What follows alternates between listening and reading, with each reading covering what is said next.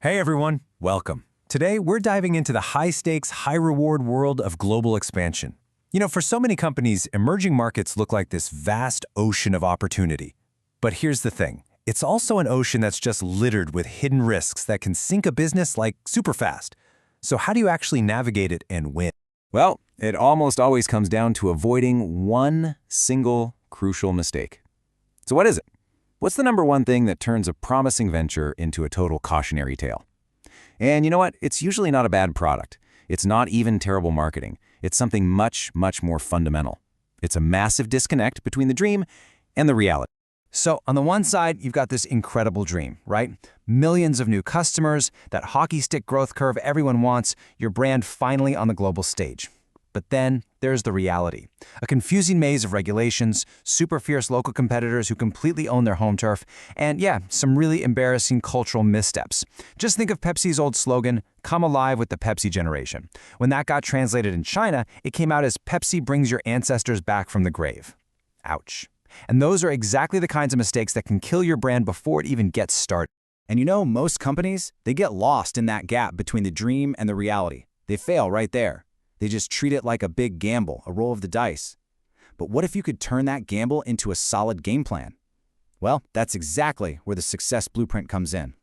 Okay, so this isn't just some boring checklist, Think of it more like a strategic framework, a kind of GPS for making smart moves when you're in totally unfamiliar territory. It is all about replacing those risky assumptions with solid intelligence, so you can navigate all that uncertainty with real confidence. So, the whole blueprint breaks down into 3 core phases. First, you've got the deep dive. Second, localize everything. And third, build to last. These are the steps that are going to take you from being an outsider to being a real insider. Okay, let's dive into this.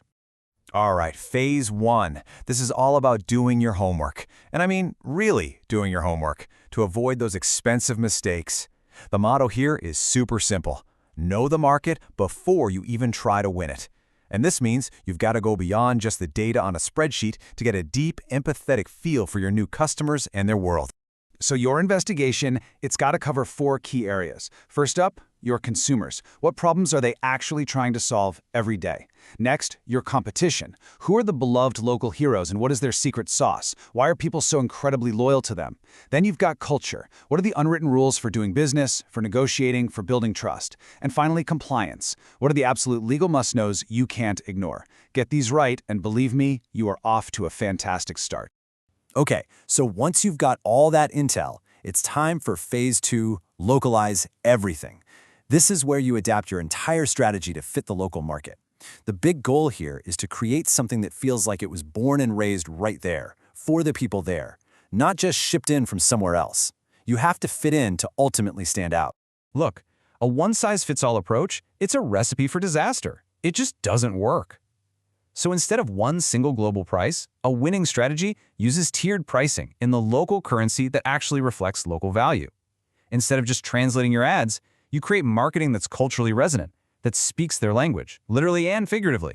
And instead of a standard set of features, you adapt your product to meet the real local needs and whatever infrastructure is available. But here's the thing. Real localization, it goes way, way deeper than just the product. It's about hiring a local team that has that deep intuitive knowledge of the market in their bones. It's about adapting your supply chain for local conditions, tailoring your customer service to what people there expect. It has to be woven into the very DNA of your entire business. And that, of course, brings us to our final phase. And honestly, this might be the most important one of all. Build to last. This is all about playing the long game. See, emerging markets aren't about making a quick buck and getting out. They're about building a sustainable business, and that requires patience, persistence, and a genuine commitment to becoming part of the local community. And this timeline right here, it's all about setting realistic expectations. Year 1, forget about profit. Your entire focus is on building trust, building relationships. Profit? You might not even see that until year 3. But by year 5, if you play your cards right, you could be a respected local leader. Not just another foreign company. It is absolutely a marathon, not a sprint, but the payoff is so worth it. And this quote just nails the mindset you need to have. It's all about shifting from a take mentality to a give mentality. So the question completely shifts from, hey, what can we get from this market, to what can we bring to this market? That mental shift That's the key to building a presence that truly lasts. So if we boil it all down, the crucial point is this. The entire blueprint comes down to 3 key actions. Investigate relentlessly, adapt obsessively, and commit fully. That's it. That's the roadmap to winning in the world's most exciting and, yeah, most challenging markets. So, this blueprint, it's what turns that risky gamble into a smart, winning strategy.